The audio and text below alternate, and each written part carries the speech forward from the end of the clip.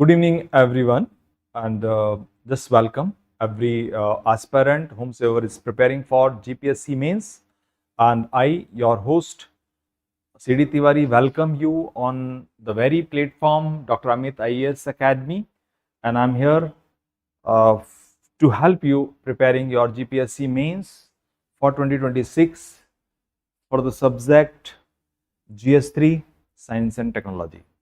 This episode of this series is last today, wherein we'll be covering topics 346 to 356, and every topic we are covering just on a very one page only, one topic one page, जहाँ पर सारी की सारी चीज़ें incorporate हो गई हैं, आ गई हैं, एंड टॉपिक की let's discuss all these topics, but before this discussing it, I would like you people to come to know certain more things.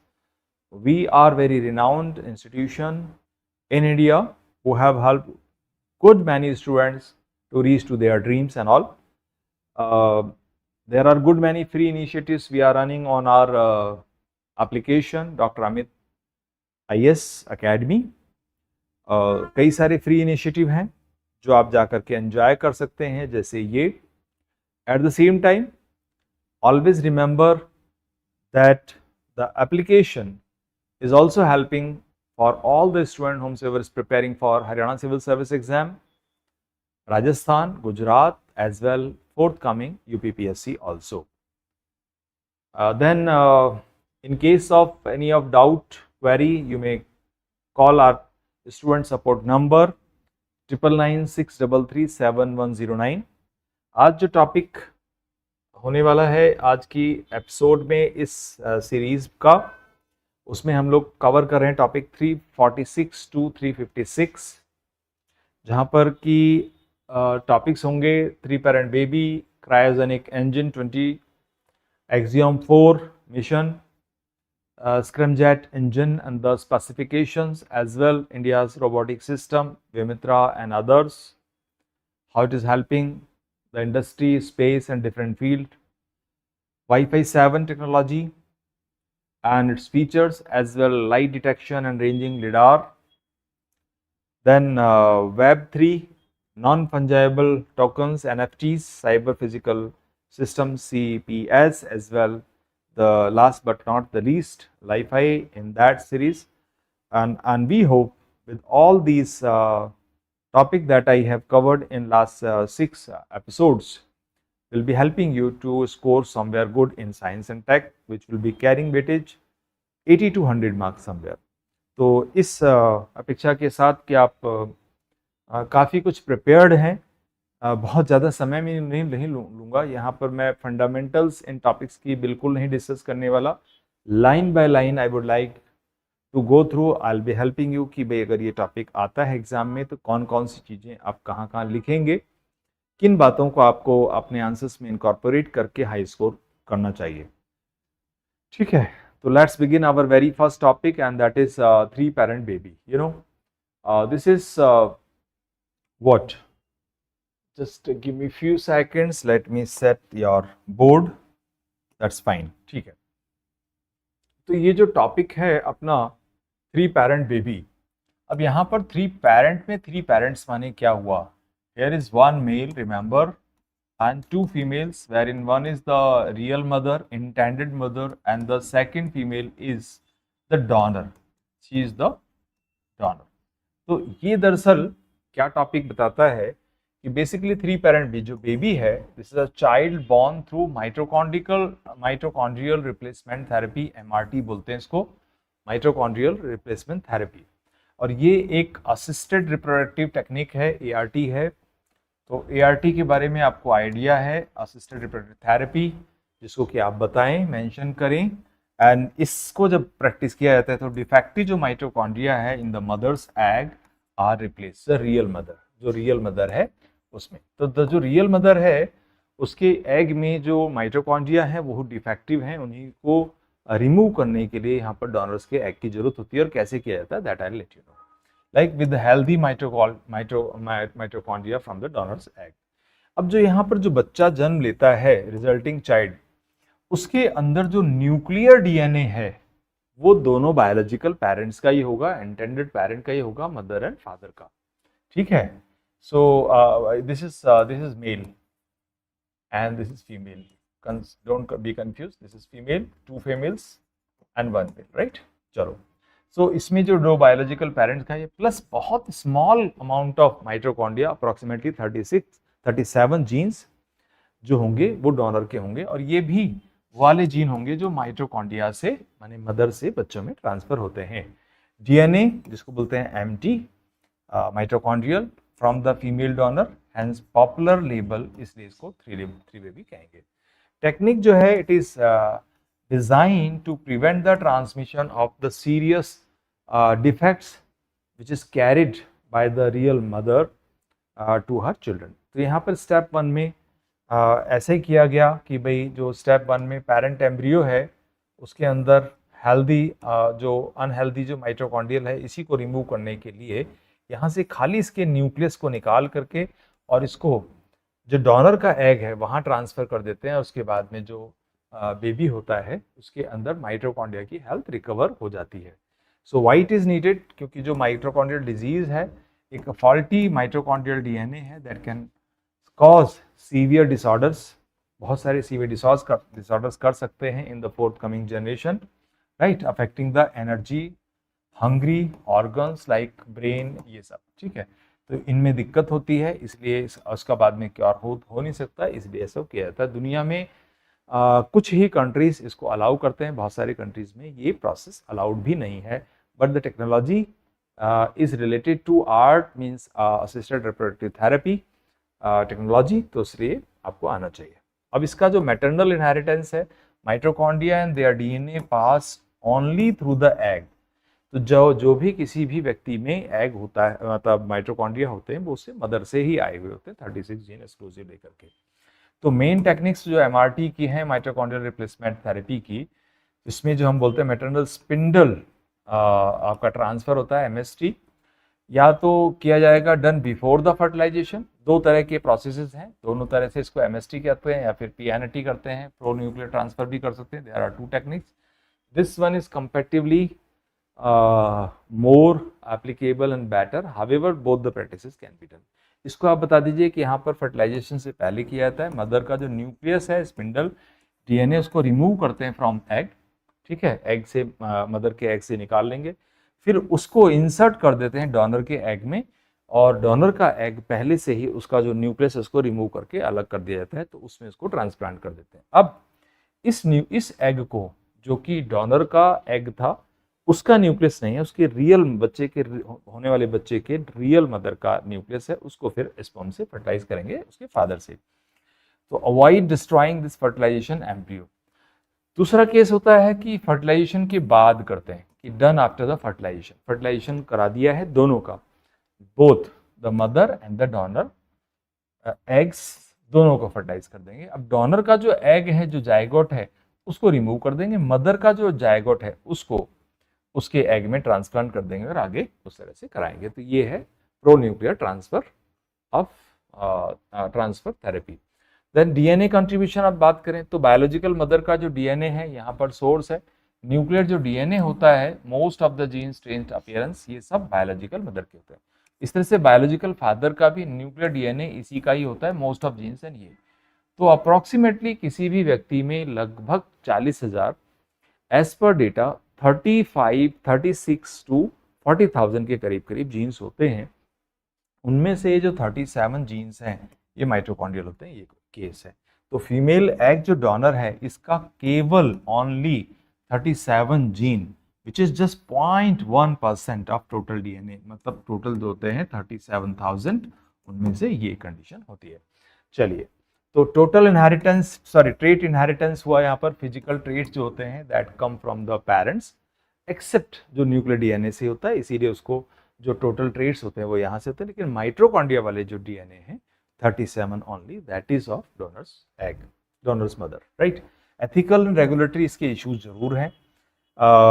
जो जर्म लाइन मॉडिफिकेशंस है बहुत से देशों में रोका गया है, हमारे यहाँ बिल्कुल अलाउड नहीं है germ line modification.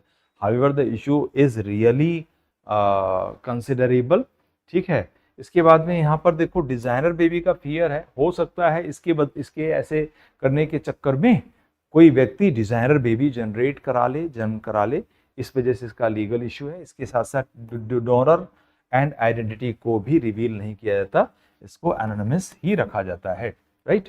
So that's the point. Now come to India's angle and way forward. क्या कर सकते हैं? इंडिया की जो पोजीशन है, एमआरटी हमारे यहाँ not a part of routine practice in India, ठीक है, that is assisted representative is governed by the ART Regulations Act 2021 and surrogacy law। surrogacy में भी जो हमारे अलिस्टिक जो surrogacy होती है परोपकारी, that is only allowed, right।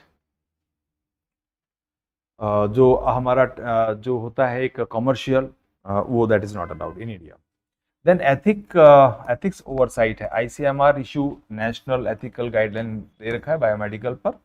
इसके साथ साथ balancing act is also required. See sometime need is there but not allowed.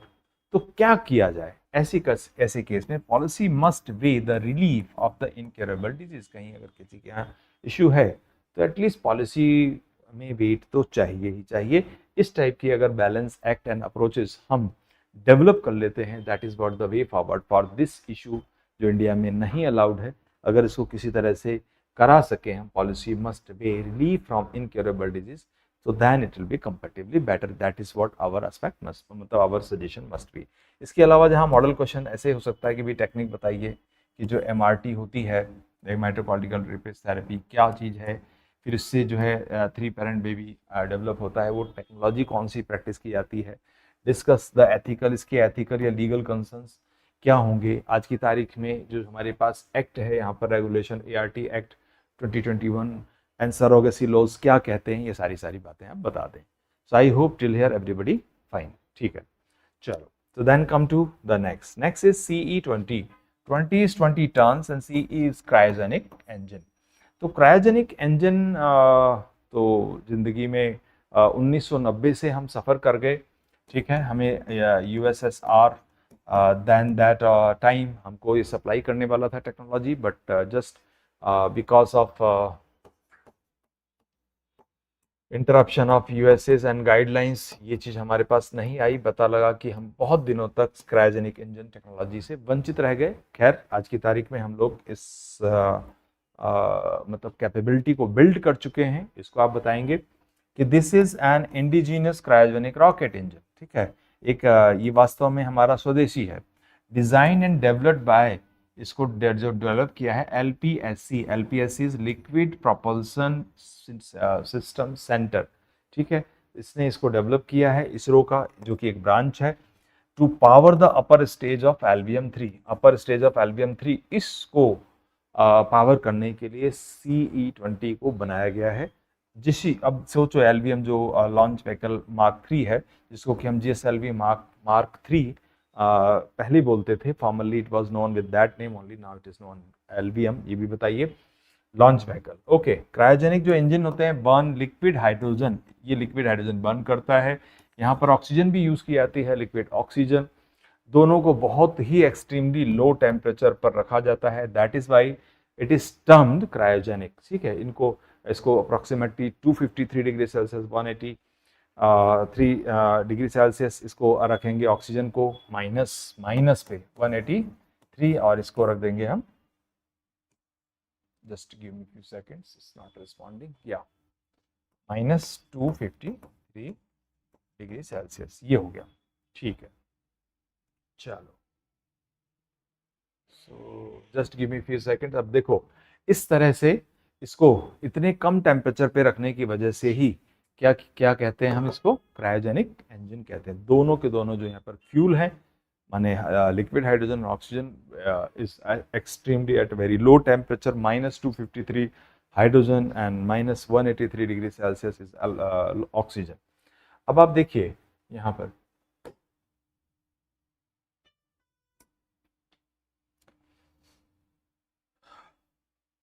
So cryogenic technology जो बेसिक्स हैं उस पर बात करेंगे। प्रोपेलेंट्स की लिक्विड हाइड्रोजन है, और साथ ही साथ में अगर मैं ऑक्सीडाइजर की बात करूं तो वो ऑक्सीजन है, -183 पर। हाई एफिशिएंसी होती है क्रायोजेनिक स्टेजेस की to deliver high specific impulses, बहुत ज़्यादा ताकत प्रोड्यूस करता है। इसका जो force and time multiplication product value है impulse, that is very high. More payload it can take, so इसकी जो कैपेसिटी है इतनी है, और ज़्यादा बढ़िया हाई कैपेसिटी वाले जो एलवीएम्स हैं उस पर की उसकी फैब्रिकेशन, उसकी मैन्युफैक्चरिंग के लिए भी हम लोग लगातार काम कर रहे हैं। कॉम्प्लेक्स हैंडलिंग है, बिल्कुल अल्ट्रा लो टेम्परेचर। एक तरफ तो बहुत ही लो टेम्परेचर वाले ऐसे सिलेंडर्स हैं जहाँ पर कि माइनस टेम्परेचर में फ्यूल एंड ऑक्सीजन को रखा हुआ है, दूसरी तरफ जो है बहुत हाई टेम्परेचर है इसके अंदर। दोनों ही चीज़ें हैं, इंसुलेशन है, टर्बो पंप्स यूज़ होते हैं इसके अंदर, ceiling max, cryogenic engine, really technical demanding. और इसकी वजह से जो एलवीएम है वो बहुत पावरफुल हो गया है, और हम बन चुके हैं दुनिया के चॉइस वाले व्हाट यू से कंट्री जो लॉन्च कराते हैं हमसे चीज़ों को। Okay, then come to the next. यहाँ पर आया की फीचर्स हो गए डेवलपर इसके, जैसे आपने बताया एलपीएससी व्हीकल स्टेज जो होता है इसका अपर थर्ड ये वाला हो गया, साइकिल टाइप ये हो गया, gas generator, cycle, cryogenic engine, propellant हो गया, लिक्विड हाइड्रोजन ये वाला, डिज़ाइन ओरिजिन हो गया हमारा फुली इंडिजिनस इंडियन डिज़ाइन, इसमें हमने सुई भी बाहर से नहीं ली। चलिए, सेल्फ रिलायंस है, एक तो हम आपस में, and dependence on foreign cryogenic engines, we are not dependent on that now. As well heavy lift capacity इसकी, कॉमर्शियल लॉन्चिंग कर सकते हैं जैसे मैंने बताया। ह्यूमन स्पेस फ्लाइट्स जितने भी होंगे ह्यूमन रेटेड वर्जन वाले, उन सब के लिए LVM-3 will be suitable and very sound, very good, very powerful launcher rocket. So deep space missions के लिए काफ़ी ज़्यादा अच्छा है। पावर्ड अपर स्टेजेस हैं इसके पास, जो ऑलरेडी हम चंद्रयान 3 में इसको यूटिलाइज कर चुके हैं। तो रिलेटेड प्रोग्राम चंद्रयान 3 जैसे मैंने बताया वहाँ यूज़ हो गया, गगनयान में इसको यूज़ करते हैं हम, और जो ये प्रोग्राम चल रहे हैं इसके साथ साथ कंटिन्यूस अपग्रेड कर रहे हैं इसको, test for this at high thrust level to raise the LVM payload capacity, और इसको ज़्यादा से ज़्यादा इसको बढ़ा भी रहे हैं। अब देखो, विकास और CE 7.5 पर काफ़ी कुछ हमने प्रैक्टिसेस कर रखे हैं यूज़ फॉर स्मॉलर GSLV। अब इसके लिए आप ये क्रायोजेनिक 7.5 का भी जिक्र कर दें। फिर आ जाइए significance of India, significance for India. तो ये टेक्नोलॉजिकल डिनायल है। देखो, वास्तव में 1990 में जो डिनायल था, मैं बता रहा था आपको ये आर की कहानी, उसके लिए जवाब है हमारा। साथ ही साथ में ये है space economy, heavy lift capability, strength है, ग्लोबल कमर्शियल लॉन्च मार्केट है, strategic autonomy, future vehicles, next generation जो हमारा NG-LVs होंगे, नेक्स्ट जनरेशन लॉन्च व्हीकल्स, उसके लिए बहुत सूटेबल होगा। साथ ही साथ जो रीयूजेबल रॉकेट RLVs जो हैं, रीयूजेबल लॉन्चिंग व्हीकल्स RLVs जो हैं, उसके लिए भी बहुत एक्सक्लूसिव होगा। तो यहाँ पर जो मॉडल क्वेश्चन है, सिग्निफिकेंस पूछा जा सकता है इसका, क्योंकि अब आज की तारीख में हम लोग काफ़ी एडवांस है, इस पर सेपरेट क्वेश्चन बिल्कुल बन सकता है, आपको तैयार रहना है। तो लेट्स सी अबाउट Axiom 4, जो कि एक सफल मिशन रहा, जिसमें कि हम लोग अब देखो, मैं थोड़ा सा I will go textual so that just to save your time, otherwise थोड़ा स्प्रेड कर सकता है। तो ये बेसिकली एक private commercial human space flight है, इंटरनेशनल स्पेस स्टेशन पर इसको भेजा गया था, ऑर्गेनाइज बाय US कंपनी थी Axiom space in partnership with NASA and SpaceX। तो इन दो कॉरपोरेशंस की मदद से Axiom 4 को भेजा गया प्राइवेट। अब हिस्टोरिकल इवेंट्स हैं, क्यों इंडिया के लिए, क्योंकि हमारे जो ग्रुप कैप्टन सुभांशु शुक्ला थे वो इसी से ISS पर गए, and he was also one of the light astronaut in the programme, in the crew, making second Indian to travel space for exploration point of view से। ऐसा जरूर बताएं, फॉर एक्सप्लोरेशन, इसको मेंशन करें, for exploration of space, Rakesh Sharma के बाद। तो उसके बाद में आ जाइए आप, the flight used SpaceX crew Dragon capsule, इस ड्रैगन कैप्सूल से गए थे, और जो आपका टॉप फैल्कन 9 रॉकेट था, this you should mention. Then come to इसका जो बेसिक है मिशन का, उसमें ऑपरेटर बता दो भाई, ये थे प्राइवेट कंपनीज थी, जैसे भाई आपका SpaceX हो गया या फिर नासा हो गया, उनके सपोर्ट से लॉन्चिंग जो सिस्टम था वो क्रू ड्रैगन का, ठीक है, that was falcon 9 rocket, Florida से किया गया था। क्रू थे 4, जिसमें कि हमारे जो सुभांशु शुक्ला थे, उनके अलावा यहाँ पर पैगी विट्सन थी, वेरी ओल्ड, बहुत ज़्यादा इनको एक्सपीरियंस है स्पेस में, स्पेस एक्सप्लोरेशन का। साथ ही साथ फ्रॉम इंडिया हमारे सुभांशु शुक्ला थे, पोलैंड एंड हंगरी से भी लोग गए थे। Just second of their country command थे उसमें स्पेस में। देन डेस्टिनेशन था इंटरनेशनल स्पेस स्टेशन, यहाँ पर for a short duration to conduct some research microgravity में किया उन्होंने। चलिए, तो इसके अलावा जो इंडियन पार्टिसिपेंट में एलिमेंट बता दीजिए, जो हमारे इंडियन एस्ट्रोनॉट थे कौन थे, वो हमने बताया Subhanshu Shukla. Role and mission इनका था, लाइक मिशन पायलट थे पूरे के पूरे, ठीक है। इनको फ्लाइट का बहुत लंबा एक्सपीरियंस है, चाहे सुकोई हो, चाहे आपका मिग 21 हो, मिग 29 हो, and they are good many fighters, उनको बहुत लंबा एक्सपीरियंस है इसका। Historic first Indian to reach the international space station, यहाँ पर हो गया। सिलेक्शन लिंक हो गया among astronaut train the Gaganyaan programme. National significance इनका हो गया, boost experience ahead of the India's own crew flight. India in human space में आप बता देंगे तो राकेश शर्मा, सुभांशु शुक्ला गगनयान में, ठीक है। हालांकि जो टूरिज्म के पॉइंट ऑफ व्यू से भी आप बता सकते हो, Gopichand Thotakura as well Arvinder Lovely from Agra, दोनों लोग जो है अमेरिकन एक स्पेस टूरिज्म प्रोग्राम को इंडिया से कर चुके हैं। But this is not part of Axiom 4, remember this thing. Axiom 4 पर यही ऑब्जेक्टिव यही थे, साइंटिफिक एक्सपेरिमेंट थे, अंडर माइक्रोग्रेविटी कंडीशन में रिसर्च किया गया था। इंडियन एक्सपेरिमेंट्स में जो हमारे जो भी planned Indian astronaut and studies and all है उसके हिसाब से है। आउटरीच इसमें रही है just to inspire the complete work force to the youngster young students and all. Commercial space flight के लिए डेमोन्स्ट्रेट करेंगे, हमारे जो फ्यूचर के मॉडल्स होंगे वहाँ पर वो हेल्प कर रहा होगा। सिग्निफिकेंस फॉर इंडिया यही है कि we are ready for Gaganyaan mission and all. Global partnership, ठीक है, नासा और इसके साथ भी हमारी मजबूत हो रही है, राइट। सो देन इंस्पिरेशन यही है कि जनरेशन जो है उसके लिए आइकन है। After 4 decades since Rakesh Sharma, ठीक है, उसके बाद 40 साल बाद इंडिया इस जगह पर कहीं कदम रखा है। तो स्पेस इकोनॉमी बहुत ही हाई रहेगी, integration with global human space flight ecosystem and all. Model जो क्वेश्चन हो सकता है यहाँ पर, सिग्निफिकेंस ऑफ दिस, पूरा का पूरा वहाँ पर क्या हुआ, किस तरह से एम्बिशन थे, या फिर जो international space cooperation, different agencies involve, different technology use and the futuristic aspect, everything there में भी क्वेश्चन, ठीक है। सो अगला टॉपिक होगा 349 scramjet engine. Let's begin this. चलो, till here everybody I hope understanding well. चलो, तो scramjet stand for supersonic combustion ramjet. ये इसको हम बोल देते हैं air breathing engine in which combustion of fuel take place exclusively in supersonic air steam. जैसा कि रैमजेट, खाली रैमजेट में ऐसा नहीं होता, हैज़ नो रोटेटिंग पार्ट, इसके पास ऐसा कोई रोटेटिंग पार्ट नहीं है सच एज टर्बाइंस और compressors, and instead uses forward speed, ठीक है। तो ये वाला पोर्शन हो गया। इसके बाद आ जाइए सीधे कि ये जो स्क्रैमजेट है ये क्या करता है, this is allowing efficient propulsion at hyper supersonic speed. Hypersonic speed की बात करें तो स्पीड एट 5 मैक है ये। इसका मतलब है जो एयर साउंड की स्पीड है इन एयर 343 मीटर पर सेकेंड, इसका 5 गुना या प्लस, ठीक है। So that is what the speed of this. Now working principle है, एयर ब्रीदिंग है, ये बाहर से ऑक्सीजन लेता है, खुद अपने अंदर हल्का रहता है, इसके पास ऑक्सीजन की कोई सिलेंडर नहीं रखता।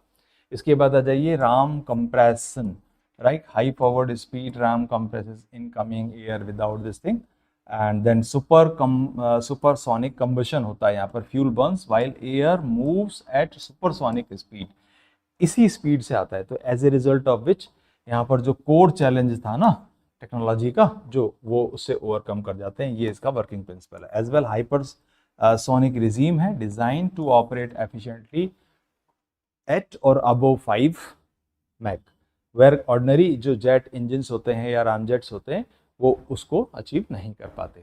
सो that's all about this thing. Ramjet जो होते हैं उसमें क्या है, subsonic, slowed to subsonic before combustion, वहाँ हो जाता है कंबशन से पहले। तो इसके अंदर जो मैक्सिमम स्पीड ही लगभग रेंज कर जाती है 3 to 5, जबकि ये क्या होता है 5 एंड अबव हो जाता है। इसके साथ साथ सिंपलर कंबशन यहाँ पर प्रोसेस है, जबकि यहाँ पर very hard to sustain combustion in fast slow. इसके अलावा यूज़ इन सम मिसाइल्स, बहुत ही कम मिसाइल्स में, हाइपरसोनिक मिसाइल्स बहुत एक्सक्लूसिव एंड जो व्हीकल्स होते हैं ऐसे उनमें बहुत ज़्यादा यूज़ होता रहता है। नो मूविंग कंप्रेसर, यहाँ पर मूविंग होता है, मूविंग एंड रोटेटिंग कंप्रेसर होता है जो एयर को बाहर से सक करता रहता है, दैट्स व्हाई वी से it air breathing. Now advantages क्या हैं इसके और साथ ही साथ में चैलेंजेस क्या हैं इसके। तो चैलेंजेस ये है कि not start from rest, need booster, जैसे कि बोलते हैं नो ऑक्सीडाइजर नीडेड, एडवांटेजेस है यहाँ पर। Very high speed, no heavy rotating, cheaper access to space if reusable है, अगर हम यहाँ पर RLBs बना रहे हैं तो चीपर यूजेज जाता है। साथ ही साथ useful for rapid strike and transport. जबकि चैलेंजेस हैं, can not start from rest, अगर रेस्ट पर आ गया तब स्टार्ट नहीं कर सकता, ये इसकी एक चैलेंज है। Igniting fuel in supersonic is difficult, ठीक है, that's why this problem arises. Extreme heat and materials stress होता है, only work with in the atmosphere. तो ये सारी चीज़ें हैं। इंडियन जो डेवलपमेंट किया है हमने, इसरो ने इसको डेवलप किया है, DRDO का HSTDV, DV होता है अपना डेमोन्स्ट्रेटर व्हीकल, इसने डेमोन्स्ट्रेटेड स्क्रैमजेट पावर्ड जो हाइपरसोनिक फ्लाइट है 2020 में, ये इसको आप डिस्कस कर दीजिए। एयर ब्रीदिंग गोल है इसके, स्ट्रेटेजिक यूज़ है, defence appliances for fast and all. इसके बाद में आ जाइए significance, cost of space access, defence edge, cutting edge club इसका है, फ्यूचर फ्लाइट है, ये सारे के सारे इसके सिग्निफिकेंस हो गए जैसे हमने पहले डिस्कस किया। तो I hope you understand what exactly the super combustion ramjet engine is. इसके साथ साथ आ जाइए रोबोटिक सिस्टम पर व्योमत्रा एंड अदर्स में। तो यहाँ पर आप देखेंगे कि जो ब्रांच है, दिस इज व्हाट रोबोटिक्स होता ही क्या है, एक ब्रांच है जो कि बहुत सारे स्ट्रीम्स को अपने अंदर कंप्राइज करता है, चाहे वो इलेक्ट्रिकल्स हैं, चाहे वो इलेक्ट्रॉनिक्स हैं, चाहे वो मैकेनिकल है, चाहे वो AI है, सारा का सारा design and construct operation robot machine and all that carry out task automatically और under control, either it will do automatically by some commands और under control. India has developed several notable this thing, इसको mention कर दो। Landmark Vyommitra का है जो कि एक हाफ ह्यूमनॉइड है, फीमेल अपीयरिंग है, रोबोट है, इसरो ने बिल्ड किया है, जो हमारे गगनयान मिशन के शुरुआत वाले अनक्रूड जो टेस्ट होंगे उसमें ये हेल्प कर रहा होगा। इसके बाद आप देखिए कि रोबोट ने रिड्यूस कर दिया human risk, hazards task, add precision, enable operations, इस तरह की चीज़ें भी इसने की हुई हैं। चलिए फिर इसके बाद में व्योममित्रा पर आ जाएं। इसरो स्पेस रोबोट जो है, दैट पर्पस देखो आप, इसका हाफ ह्यूमनॉइड है। इसके अलावा capabilities, it can monitor space parameter, respond to environment, interact with the crew system, सारे इंफॉर्मेशन लेगा। जब तक अनक्रूड मिशंस रहेंगे सारा डेटा लेंगे, उसके बाद में क्रूड मिशंस भी इसके किए जाएंगे, टोटल 8 होंगे ऐसे, ठीक है। रिस्क रिडक्शन है, फ्लाइंग रोबोट फर्स्ट चेक कर लेता है लाइफ सपोर्ट को, इन सब चीज़ों को चेक कर लेगा, उसके बाद में हम लोग जो भी ड्रॉबैक्स होंगे उसको ओवरकम करके and then after crewed missions will be done. तो ह्यूमन लाइक होता है, designed as a female appearing, ये वाला हो गया। अब आप देखो नोटेबल इंडियन रोबोटिक्स जो है, एक व्योममित्रा हो गया, प्रज्ञान रोबोट जो हम चंद्रयान में पढ़ा चुके हैं आप, ठीक है, वो रोबोटिक रोवर हो गया। इसके अलावा दक्ष है, Daksh exclusively for bomb detection and disposal होता है। साथ ही साथ में सर्जिकल रोबोट्स बहुत सारे बनाए गए हैं, डिफरेंट काइंड ऑफ, जिनके बहुत एक्सक्लूसिव आर्म है, ठीक है। इसके अलावा इंडस्ट्रियल रोबोट जो ऑटोमेशन एंड टास्क के लिए होते हैं, ठीक है। फील्ड ऑफ रोबोट्स बहुत सारे हैं, स्पेस के लिए है, डिफेंस, हेल्थ केयर, एग्रीकल्चर, हर जगह रोबोट्स अपने अपने यूज़ होते हैं। तो इनके जो भी आपके रोल्स हैं उनको आप मेंशन करिए और आगे चलिए, ठीक है। इनेबलिंग टेक्नोलॉजीज़ हैं, आर्टिफिशियल इंटेलिजेंस से इनेबल होता है, जैसे कि machine learning, let the robot perceive and decide, adapt, changing situations, वो खुद चेंजिंग सिचुएशंस को अपना डिसाइड कर लेता है। ऐसे सेंसर्स लगे हुए इसमें, कैमरा, लिडार, टच सेंसर्स, उससे क्या होता है कि रोबोट जो अवेयरनेस ऑफ देयर सराउंडिंग ये हो जाता है। एक्चुएटर्स हो गए इसमें, कनेक्टिविटी होती है, rely on fast reliable communication links पर नेट एंड डेटा, ठीक है। सिग्निफिकेंस रोबोट एंड चैलेंजेस में safety and efficiency, robots take over dangerous repetitive, तो ये इसके सिग्निफिकेंस हो गया। साथ ही साथ सेल्फ रिलायंस है, इंडिजिनस, देखो अब हम आज की तारीख में मेक इन इंडिया इस सेक्शन पर रोबोटिक्स में बहुत इंडिया आगे हो चुका है। Then come to employment concern, automation raises the debate over job displacement and all. Way forward इसका ये है, invest AI standard and skilling, so robotics benefits are widely and fairly shared. तो आप इसमें देख लीजिए significance of India's first indigenous robotic system and their applications.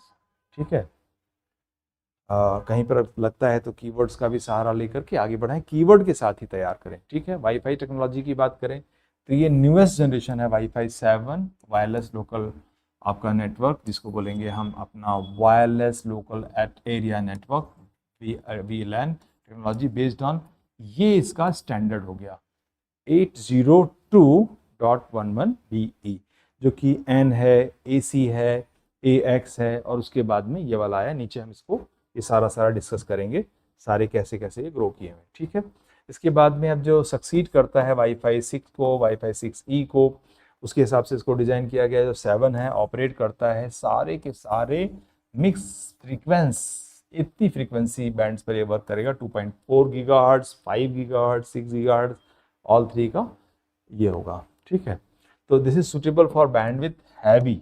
ठीक है, यूजेस किसी भी टाइप के, चाहे ऑगमेंटेड रियलिटी हो, वर्चुअल हो,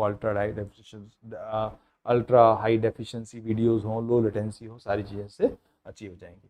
तो जनरेशंस जो ग्रोथ हुई है वो ये है वाईफाई 7, बाकी आपको पता है, उसको आप जरूर मेंशन करें इनके की पॉइंट्स के साथ। ठीक है, कि जो फीचर्स हैं वाईफाई 7 के, अब देखो वाइडर चैनल्स हैं, support channels up to 320 mega hertz. ठीक है, double that of the wifi 6, उसकी तुलना में तो दुगना के लगभग है। इसके अलावा हायर मॉड्यूलर है इसके अंदर, ये मॉड्यूलर आप मेंशन करें, याद रख पाएँ तो। मल्टी लिंक ऑपरेशंस होता है, device can use several bands and channels all together. ठीक है, इट्स लाइक कि कोई some truck is moving and that can carry so much of things in it. Low latency है, बहुत ज़्यादा रिड्यूस हो चुका है।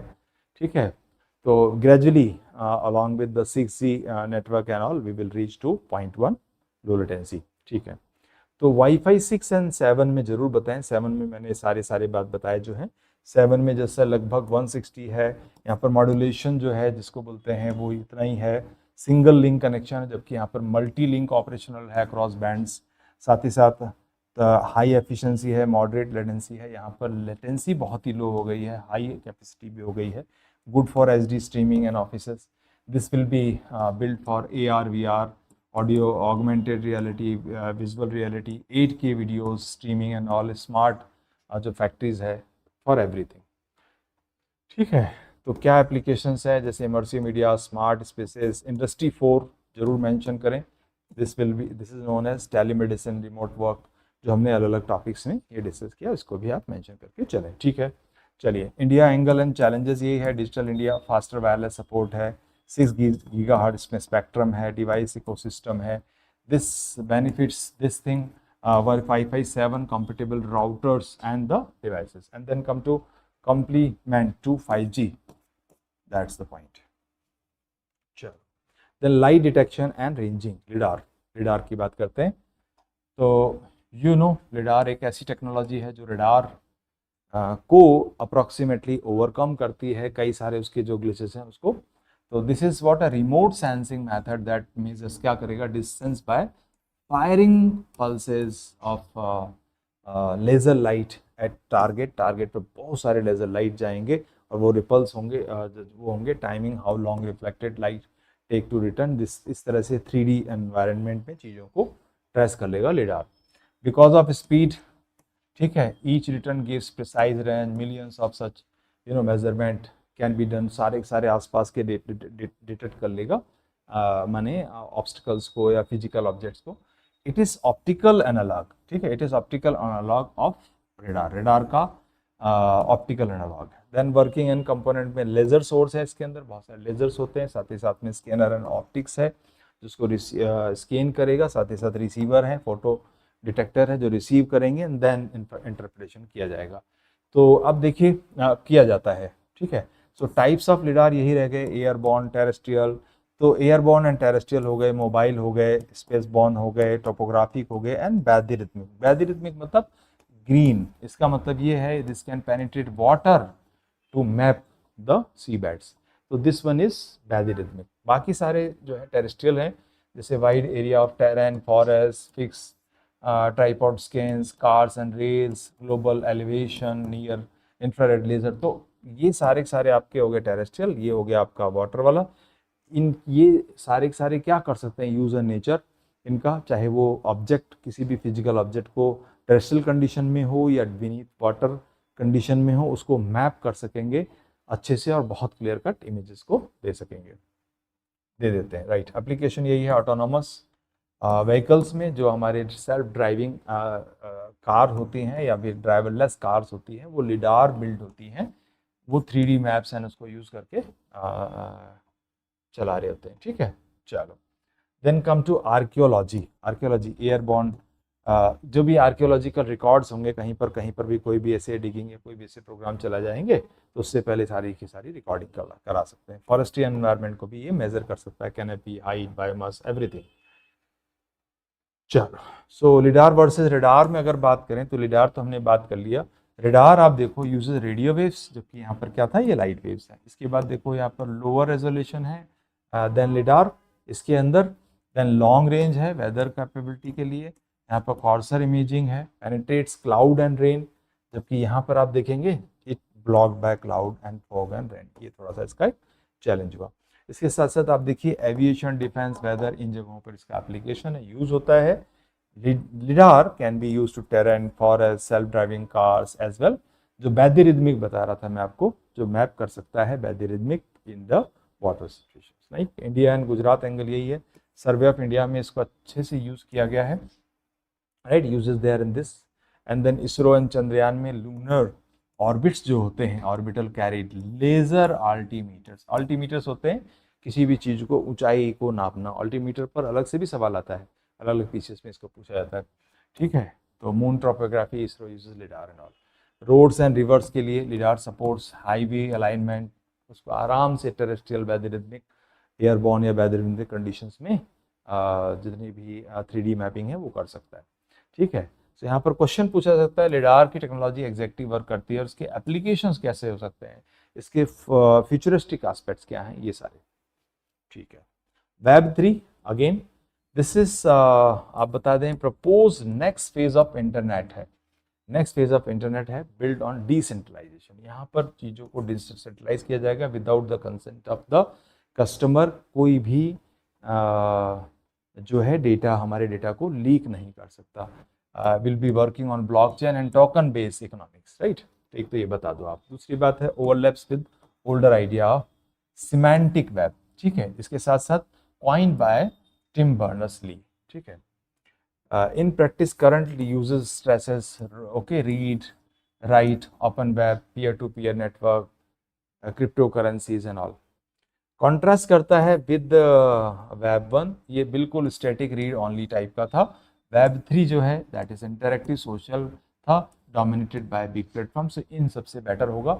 और समवेयर यू मे से it will have all the exclusive features of web 3, web 2 will be there in this. Only the thing is it is decentralized and blockchain token based economy. अब देखो कैसे कैसे थे। 1 आया था 90 में, 2000 ये जो है emerging है कंट्रोल मॉडल। इसके आप और देख लीजिए stages, user role and this thing. अब यहाँ पर करेक्टर इसके था केवल रीड ऑनली था, ये इंटरेक्टिव हुआ read and right.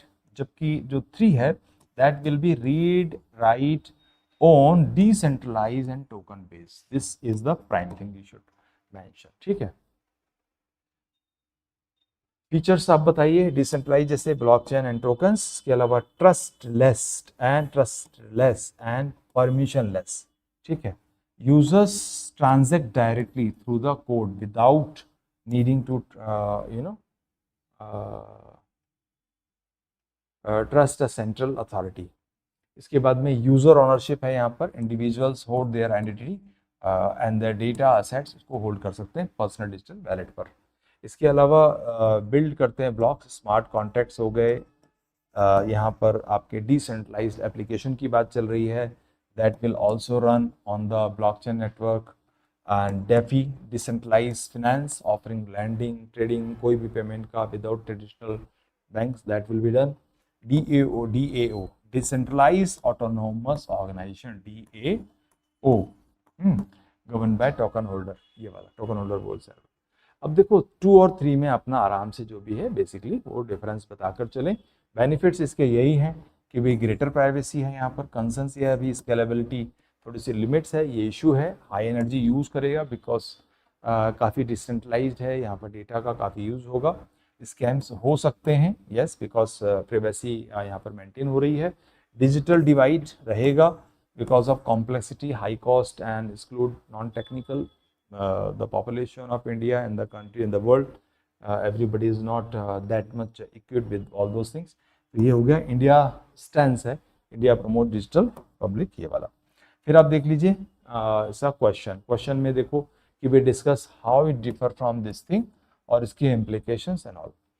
Non fungible tokens में बात करें तो ये हो गया कि भाई आपका is unique digital certification recorded by blockchain, ये हो गया। तो बेसिकली ये एक यूनिक डिजिटल सर्टिफिकेट है, ठीक है, जो भी जिसके भी पास पोजेस रखता है वो ब्लॉकचेन में ब्लॉक रहता है and proves the ownership of specific digital and physical item. Fungible means मतलब इंटरचेंजेबल होता है, 1 रुपी और 1 bitcoin equals to the other same kind, ये वाला हो गया। कोई भी NFT होता है non fungible token can not be swapped one for one with another because it carries distinct identification as well data metadata, but it is moreover blocked in the blockchain. Now currently अब बहुत ज़्यादा popular नहीं रहे, तो ये topic भी बहुत ज़्यादा पॉपुलर नहीं रहा अपने समय में कुछ था, तो आप इसमें fungible and non fungible tokens में जो नॉर्मल कंडीशंस में होते हैं वो और जो हम यहाँ बात कर रहे हैं वो दोनों में डिफरेंसेस अच्छे से देख लीजिए। So how NFT work? Basically, it is minting, creating an NFT records on a blockchain and giving unique token ID and metadata that this ID, through this ID, things can be sold. Okay. चलिए, ownership records होता है इसमें blockchain के through, smart contracts होते हैं, market place होता है, platform such as जैसे OpenSea, है ना, Rarible। अब ये उतना पॉपुलर नहीं है तो टॉपिक भी उतना I don't think इस पर आपको ज़्यादा एनर्जी लगानी चाहिए, हालांकि थोड़ा सा इसको आप हल्का सा देख लीजिएगा। प्री पॉइंट टोकन टॉपिक रह गया। तो इसका जो इंडिया का ये है टैक्सेशन, जैसे इंडिया है ना, treats NFT as a virtual digital asset, taxing gains at 30%, 1% TDS without banning them, इस तरह से किया जा सकता है। Regulation yes, there is no dedicated NFT lawyer, अभी ऐसा कुछ है नहीं, कॉपीराइट कॉशन है, बायर होल्ड टोकन, ठीक है, not automatically the intellectual property, इस तरह से। प्रैक्टिकल नोट यही है कि इंटरेस्ट ऑफ इंडिया आर्टिस्ट के लिए है, गेमिंग के लिए, फिल्म सेक्टर्स के लिए, तो ये सारी बातें बताएं। I don't think this you should prepare, this is my personal recommendation, ठीक है। साइबर फिजिकल सिस्टम्स, जैसे वो आपकी ड्राइवरलेस कार हो गई, तो बेसिकली ये जो है एक इंजीनियर्ड सिस्टम है, इसके अंदर जो आपका इलेक्ट्रिकल, मैकेनिकल, इलेक्ट्रॉनिक्स, AI सबसे ड्रिवन, लिडार विडार सभी चीज़ों के साथ ये incorporate करेगा, which competition, networking, physical processes are tightly integrated in this case, so that computer, software, monitor, control physical machines real time, ठीक है। जैसे वो ड्राइवरलेस कार है, वो लगातार किसी भी डायरेक्शन में कहीं पर भी मूव कर सकती है।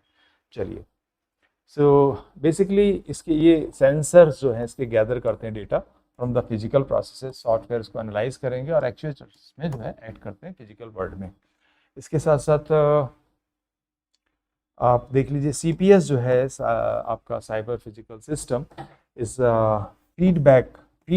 Backbone of the 4th industrial revolution, जिसको बात करके इंडस्ट्री 4 में उसका बैकबोन भी है। आगे आने वाले टाइम में ये चीज़ इंपॉर्टेंट हो सकती है। क्वेश्चन भी थोड़ा सा कंपैरेटिवली क्वालिटी वाला क्वेश्चन है, I suggest to work on. ये काम करता है, इसके की एलिमेंट्स हैं sensors, computation and software, actuators हो गए जो डेटाबेसेस पर वर्क करेंगे। अब देखिए, साइबर फिजिकल सिस्टम और इंटरनेट ऑफ थिंग दोनों में बिग डिफरेंस है।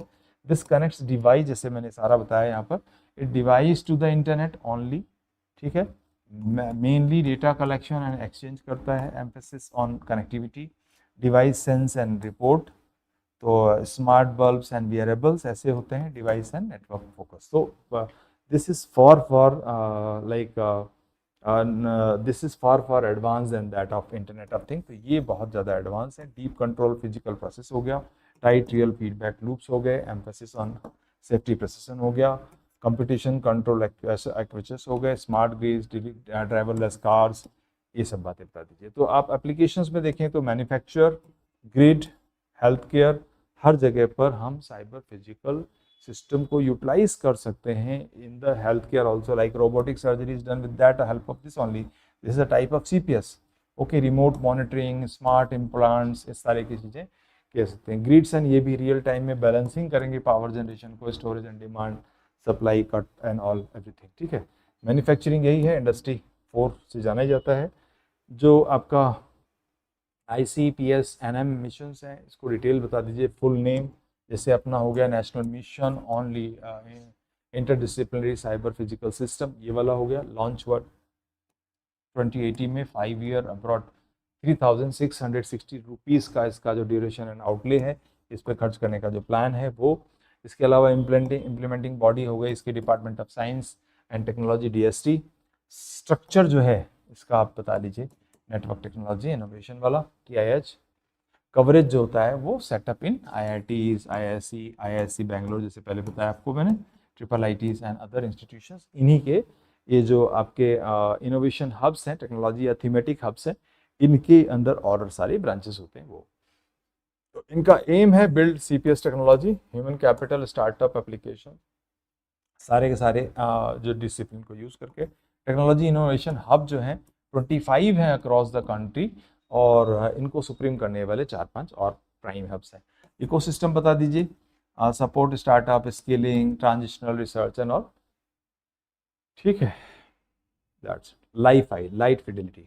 तो light fidelity is wireless communication technology that transmit data using visible light instead of radio waves. तो वास्तव में लाइफाई यानी यहाँ पर एक ऐसा है कि भाई कोई डिवाइस है, लाइट की प्रेजेंस में वो फोटोन्स के थ्रू बहुत तेजी से डेटा को दे रहा है। तो ये this is a wireless communication, light fidelity is a wireless communication that transmit data using visible light instead of radio waves.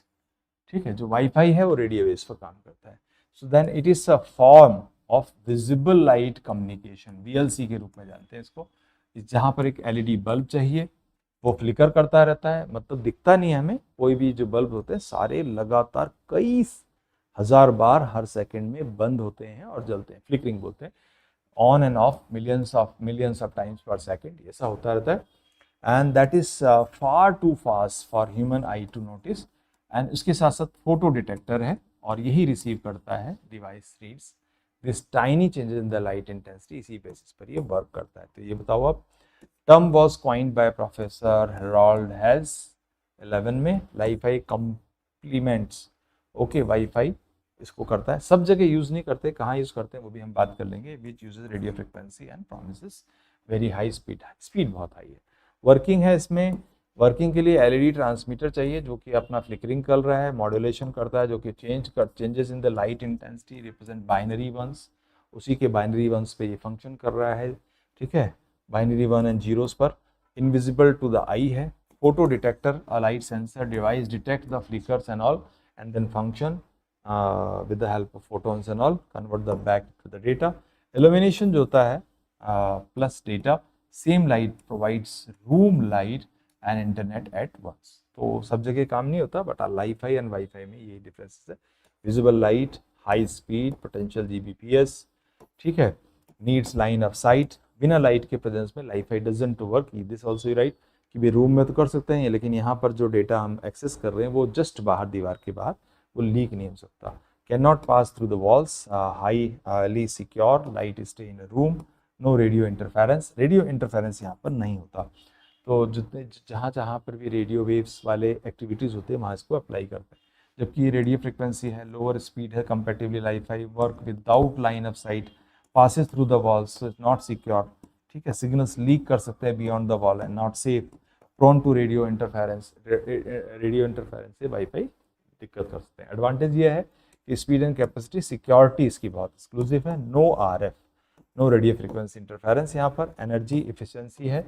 ठीक है, उसके बाद में डेंस डिप्लॉयमेंट है, many Li-Fi cells can work near by room without interfering. अब देखो limitations इसकी क्या है और इसके सूटेड फॉर क्या है। एक तो लाइन ऑफ साइट डिपेंडेंस है, बिना उसके होगा नहीं, but suited for indoor offices, जो सारे इंडोर ऑफिस, अभी इधर में लाइट है तो उधर this will be working, home, classrooms and all. ना room by room secure network होता है इसका, ब्लॉक बाय वॉल्स, इसलिए ऐसा रूम बाय रूम सिक्योर होता है।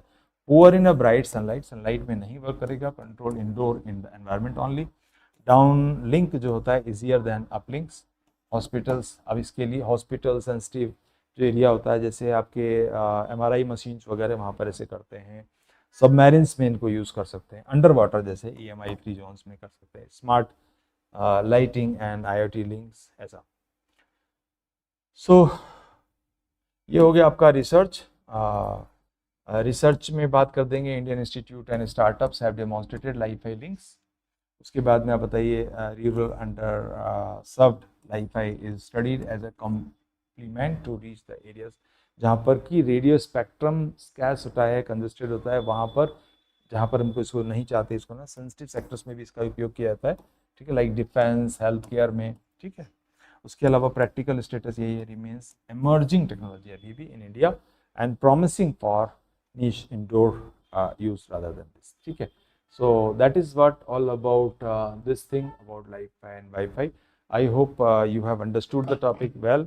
That's all for this thing. I wish you all the best for your forthcoming exam, GPSC Mains 2026. देखिए हमने कोशिश किया कि PDF आपको मिली रहेगी, हमने कोशिश किया कि भाई जस्ट टॉपिक में क्या है, क्या क्या चीज़ें मेंशन कर दे। I know you people are prepared, ठीक है। मेरी तरफ से मैं यहाँ पर एक बार फिर डिस्क्लेमर दे दूँ, इन सभी टॉपिक्स में हमने कंसेप्ट बिल्ड करने का ऐसे कुछ प्रयास नहीं किया है, हमने सिर्फ ये बताने का प्रयास किया कि क्या टॉपिक्स हैं, उनमें कौन से कीवर्ड्स के साथ अपने आंसर्स को आप बेहतर कर सकते हैं। सो that's all from the academy. On behalf of Academy, once again, I wish you everyone to be very successful. God bless. Love you. Bye bye.